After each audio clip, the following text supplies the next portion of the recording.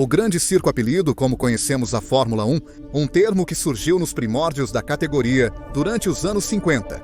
Um termo relacionado com os shows que aconteciam no circo romano. Isso se deve ao ambiente pitoresco das corridas da época, mas principalmente ao show que os monopostos ofereciam na pista. Este belo esporte é capaz de proporcionar espetáculos prodigiosos e dramáticos, presenteando-nos com momentos históricos desta disciplina, como rivalidades lendárias, o grande circo, encantamentos sensacionais, polêmica, tensão e, claro, grandes prêmios eletrizantes. Em mais de 70 anos de história da Fórmula 1, vivemos grandes prêmios que nos emocionaram intensamente e nos deixaram com a alma por um fio, devido à grandiosidade que uma competição de Fórmula 1 pode alcançar. Porém, infelizmente, a história nem sempre é escrita da melhor forma. Assim como o grande circo, que nos fez pular de emoção com um grande prêmio, também nos atormentou com corridas vergonhosas e grandes prêmios que zombam dos milhões de fãs do esporte. Nesta ocasião, mergulharemos nas entranhas da história em busca desses grandes prêmios vergonhosos que a categoria rainha gostaria de apagar dos registros. Grandes prêmios carregados de más decisões que transformaram nossa emoção por uma competição, às vezes, em um sentimento mútuo de raiva e frustração. Então, sem mais, por enquanto, sejam bem-vindos ao Top 5 dos grandes prêmios mais vergonhosos da história da Fórmula. A lista que apresentaremos hoje exigirá vários saltos temporais. O primeiro deles será 1984. Uma temporada marcada pelo surgimento de uma lenda do automobilismo e o épico duelo entre Alain Prost e Niki Lauda. E também por um grande prêmio, cuja organização e realização arriscou a integridade física dos pilotos da categoria. Desde os anos 1970, a Fórmula 1 tem se obcecado em atrair o público dos Estados Unidos. Isso não é surpresa, já que o mercado norte-americano é enorme, com um potencial de exploração talvez incomparável. Isso levou o grande circo a iniciar uma campanha de expansão agressiva neste país, com grandes prêmios disputados em solo americano. Pois para a Fórmula 1, o Grande Prêmio dos Estados Unidos, cuja sede habitual era o circuito de Watkins Glen, não era suficiente. Outras sedes também eram necessárias.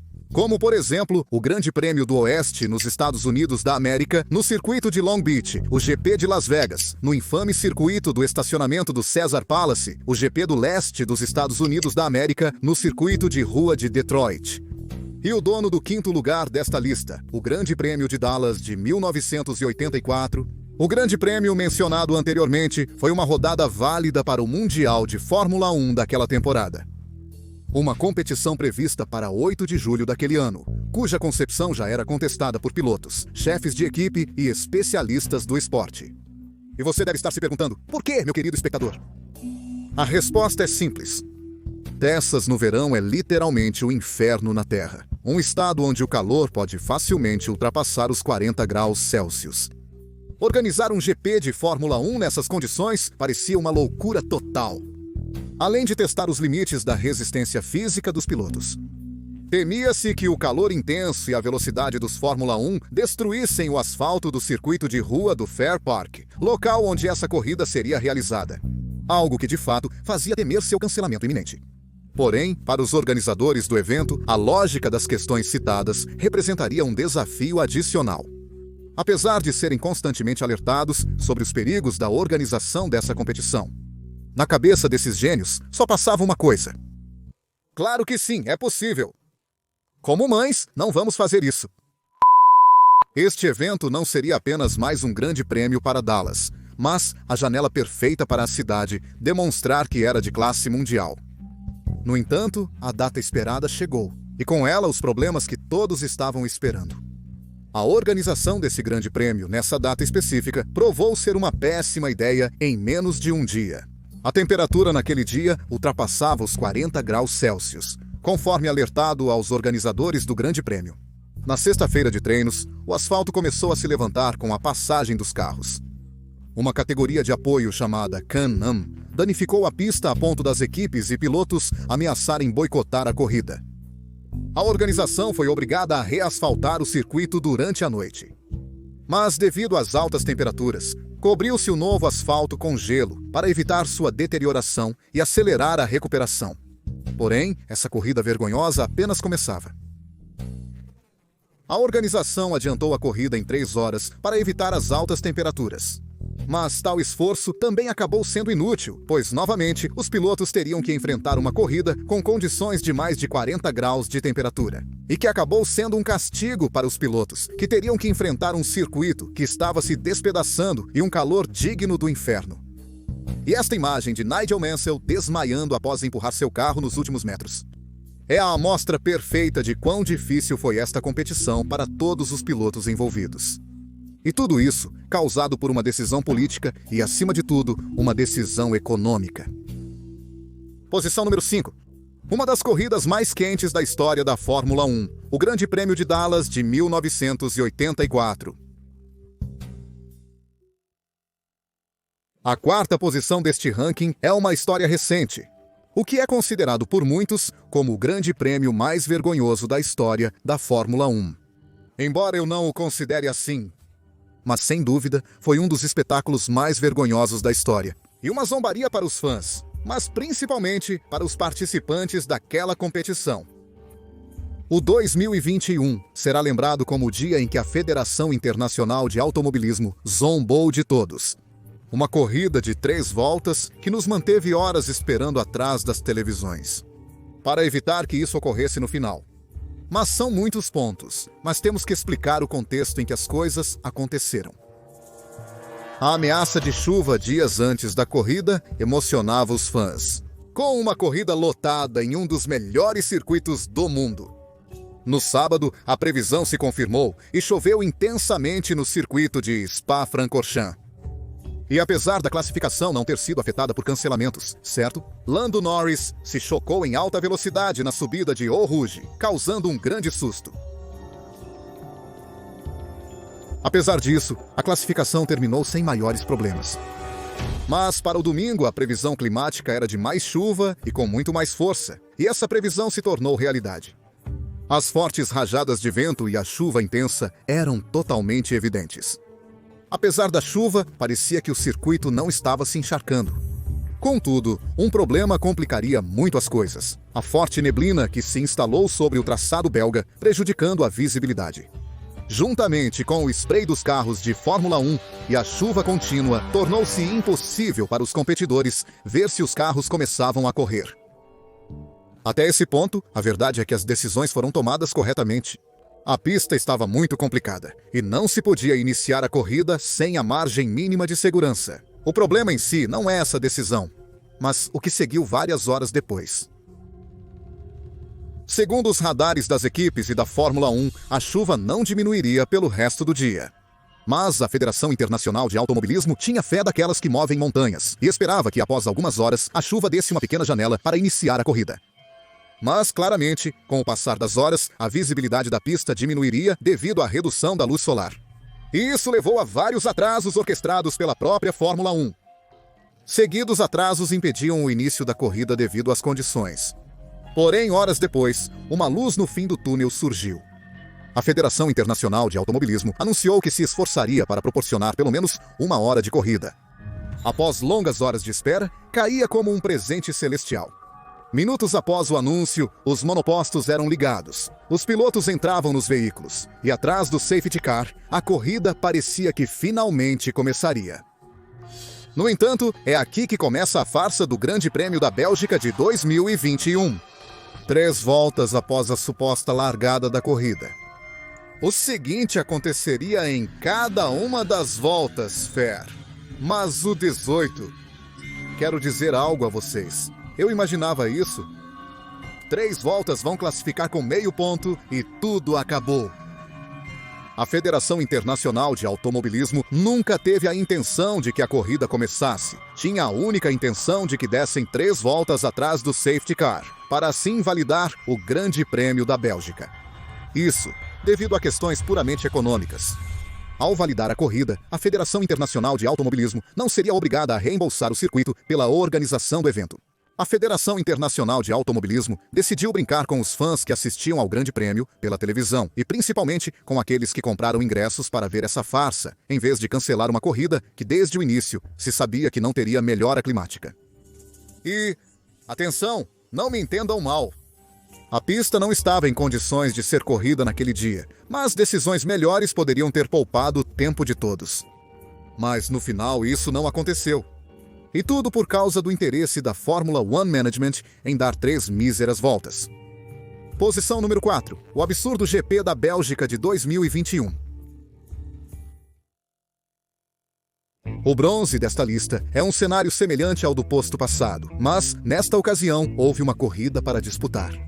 Porém, em condições muito precárias para uma categoria como a Fórmula 1, a tal ponto que se correu um grande prêmio em um circuito que nem sequer estava terminado. Senhoras e senhores, esta é a história do Grande Prêmio da Coreia do Sul do ano de 2010, uma história cheia de drama. Novamente. Decisões estúpidas de certa organização, mas, acima de tudo, pressa. Muita pressa. A história do Grande Prêmio da Coreia do Sul começa em 2007, quando a Fórmula 1 decidiu explorar os mercados asiáticos. Assinaria um contrato com o país mencionado anteriormente, para que fosse a sede de um grande prêmio a partir da temporada de 2010. Mas este não seria um projeto comum, já que a organização tinha em mente um plano ambicioso e megalomaníaco que poderíamos dividir em 2 partes. A primeira parte era construir um novo autódromo em uma nova localidade conhecida como Yongan. E a segunda parte era a de criar uma cidade e um porto totalmente novos nos arredores do circuito. Após a conclusão da construção, o circuito seria incorporado à viação da nova cidade. Todavia, um projeto deste porte demanda muito dinheiro e, sobretudo, tempo. E ambas as coisas são as que logo começariam a faltar para a organização. Os problemas econômicos imediatos afetaram a construção da pista, causando vários atrasos nos prazos estipulados para sua conclusão. Com a data da corrida se aproximando, o circuito ainda enfrentava problemas para ser finalizado. Além de tudo o que foi dito anteriormente, também temos que adicionar que o clima estava sendo um verdadeiro pesadelo para a empresa contratada para a construção. Todo um conjunto de situações que estavam gerando atrasos e, acima de tudo, gerando incerteza se a corrida poderia ser realizada. Com 2 meses até a estreia na categoria, o circuito ainda estava em construção, sem asfalto em toda a pista. O regulamento da Federação Internacional de Automobilismo daquela época estipulava que a revisão final para prosseguir com o Grande Prêmio devia ser feita 90 dias antes da corrida. Porém, por interesses econômicos, a Federação Internacional de Automobilismo ignorou os fatos mencionados e permitiu a continuidade do Grande Prêmio. Há 2 semanas do evento, o circuito recebeu a camada asfáltica. 12 dias antes da corrida, o Circuito Internacional da Coreia obteve sua homologação para sediar seu Grande Prêmio. O circuito não estava pronto, apenas os edifícios principais estavam finalizados. Os pilotos notaram isso ao chegarem na pista. Alguns notaram a presença de trabalhadores, pessoas pintando as instalações e até pilotos como Sebastian Vettel. Encontraram escombros e materiais como pregos dentro do traçado. Isso só evidenciava a falta de profissionalismo dos organizadores da corrida. Mas finalmente chegaria a data estipulada. Mas na sexta-feira de práticas, as coisas não melhorariam. Os pilotos encontraram um asfalto muito escorregadio, pois havia sido recém-colocado semanas atrás. Todavia, a Federação Internacional de Automobilismo e as pessoas da pista esperavam que tudo melhorasse para a corrida. Mas, para seu azar, seria o contrário. Uma chuva atingiu o circuito, tornando o asfalto escorregadio.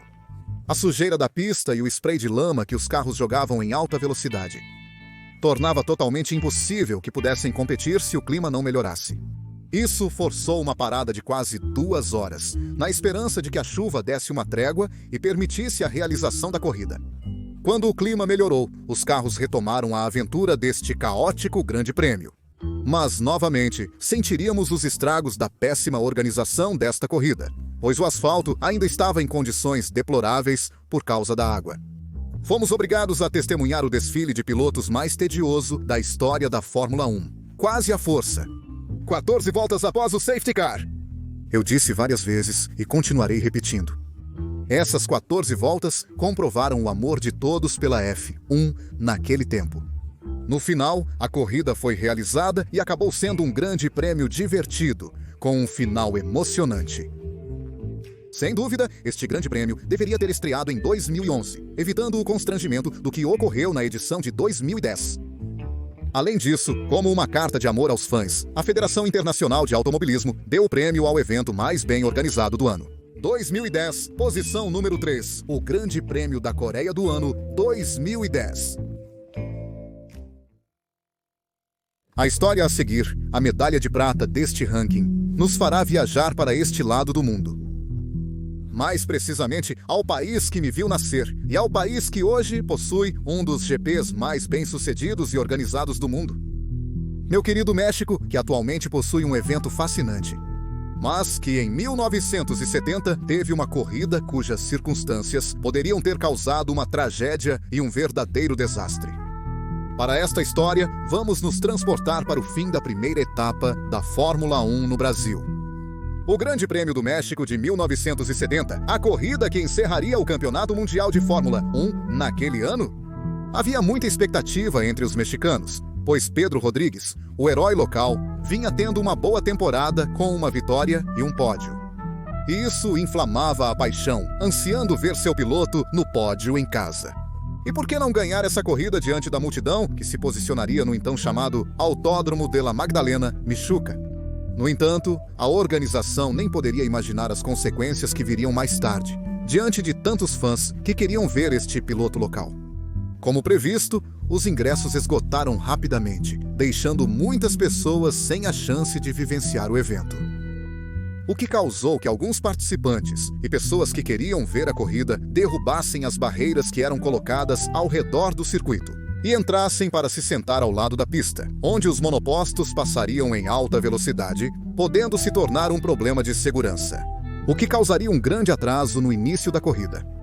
Isso numa tentativa de convencer as pessoas a voltarem para as arquibancadas e se afastarem das proximidades do circuito.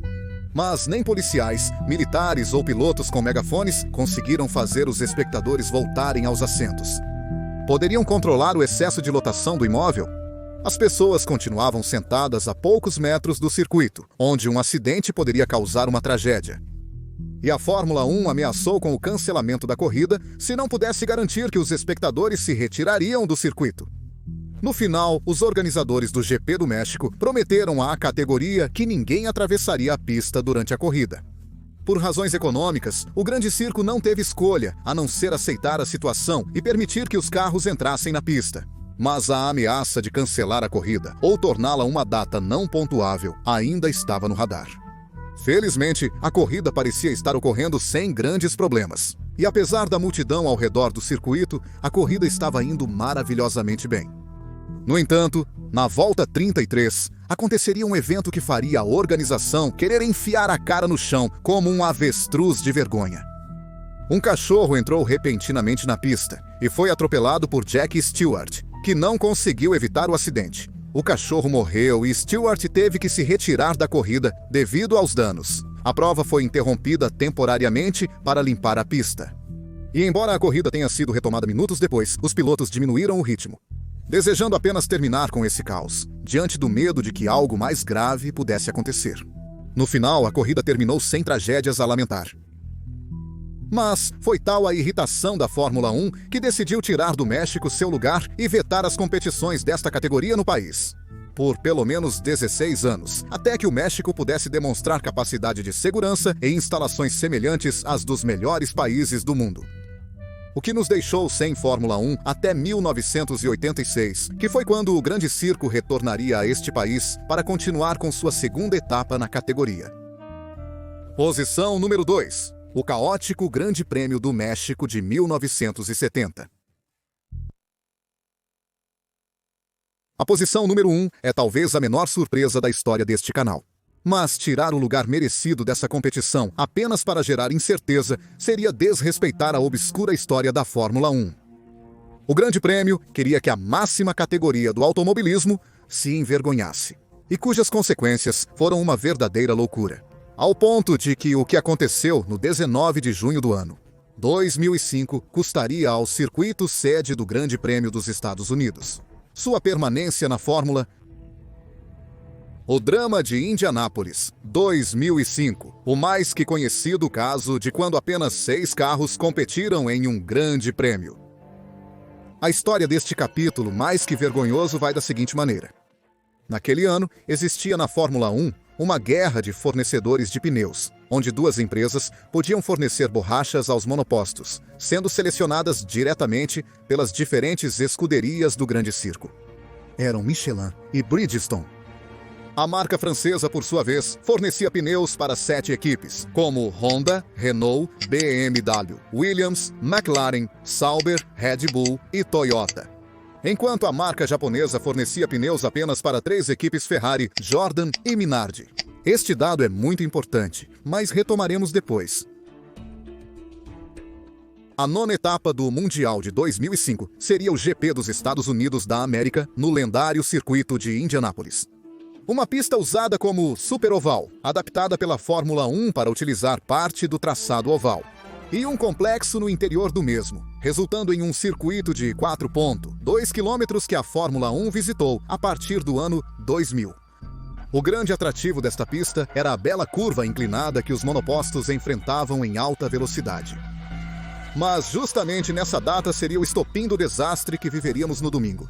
Mas não nos adiantemos e comecemos esta história onde corresponde. Na sexta-feira de treinos, mais precisamente no segundo treino livre, onde Ralf Schumacher teria um acidente muito duro na curva peraltada, em condições um tanto estranhas. Enquanto passava pela curva, seu pneu estouraria sem motivo aparente e o mandaria em alta velocidade para o muro do Super Speedway. Além do acidente citado, outros veículos com pneus Michelin passaram a ter problemas similares de furos. Algo que preocupou muito a marca francesa, mas cuja causa seria rapidamente encontrada.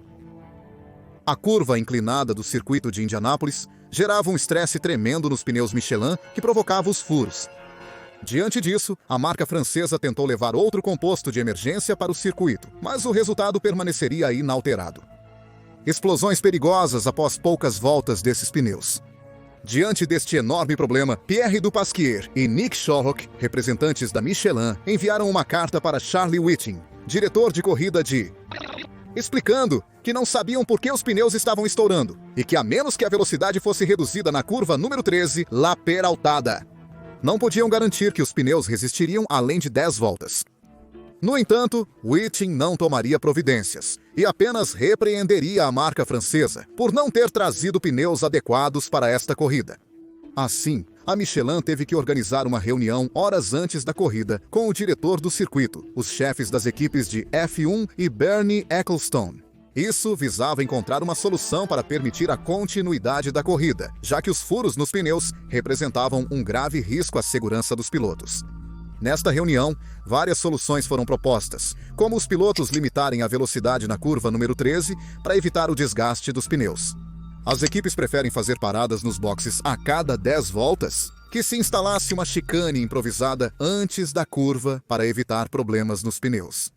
Apesar do consenso geral de aprovação para esta solução, Jean Todt, na época diretor da Ferrari, recusou-se veementemente a participar da mencionada reunião. Mas ao fim da reunião, a solução já estava definida.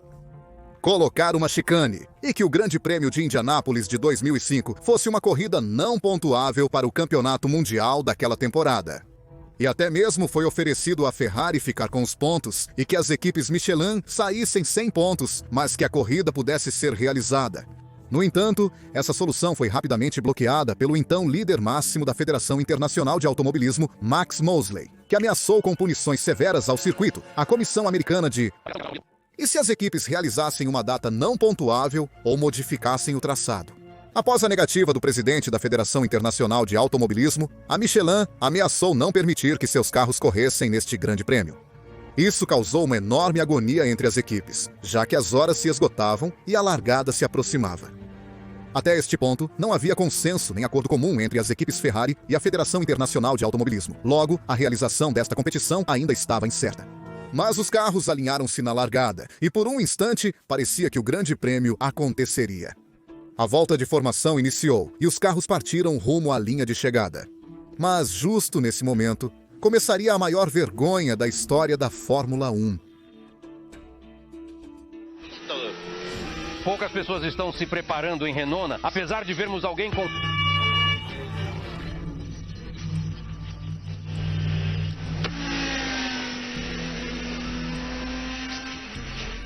O Rua dos Boxes. Aqui o Schumacher, semáforo. Semáforo, semáforo, semáforo que vai começar. Também estão os Jordan e os... Minardi, semáforo que se apaga. Começa a corrida com 6 carros no grid, algo nunca visto. Situação incrível, é perpêndica, 6 carros. Como eu expliquei no início do vídeo, 7 equipes usavam pneus Michelin. São 14 carros, 14 monopostos que se retiraram da competição antes de ela começar. Apenas 6 carros largaram, sendo os únicos a correr naquele dia. O Grande Prêmio dos Estados Unidos, uma competição que teve apenas 6 monopostos. E o mundo inteiro presenciando o maior ridículo da história da Fórmula 1. O escândalo foi tão grande que algumas emissoras até cortaram a transmissão, alegando o nulo interesse em ver 6 carros rodando na pista. Como esperado, os fãs logo manifestaram sua fúria. Aqueles que gritavam e faziam cartazes insultando familiares e mortos da Federação Internacional de Automobilismo e da Fórmula 1. E que não hesitaram em gritar insultos muito mais severos, exigindo o reembolso dos ingressos comprados para a corrida. No final, o decadente show terminou com uma dobradinha da Ferrari, liderada por Michael Schumacher, e com o primeiro e único pódio de Thiago Monteiro na Fórmula 1. Deixando-nos a pior corrida da história da Fórmula 1 e um gosto muito amargo para todos os fãs deste esporte. Posição número 1. O capítulo mais vergonhoso da história da principal categoria do automobilismo, o Grande Prêmio dos Estados Unidos do ano 2005. E com isso, terminamos este pequeno vídeo de hoje. Mas aqui te pergunto, o que você achou deste Top 5? Você conhece outras histórias de grandes prêmios vergonhosos que gostaria de ter visto nessa lista? Compartilhem suas opiniões nos comentários, pois ficarei encantado em ler cada um deles. Mas se você gostou deste vídeo, me dê um joinha, inscreva-se neste canal, ative as notificações para saber quando estou postando um novo vídeo. Compartilhe com seus amigos. Convido você a nos seguir no Instagram e Twitter. O link está na descrição do vídeo. E nos vemos na próxima edição de Los Tops, Las Resinas, ou as histórias que contamos neste canal de Skyline Racing. Obrigado por nos sintonizar e até logo!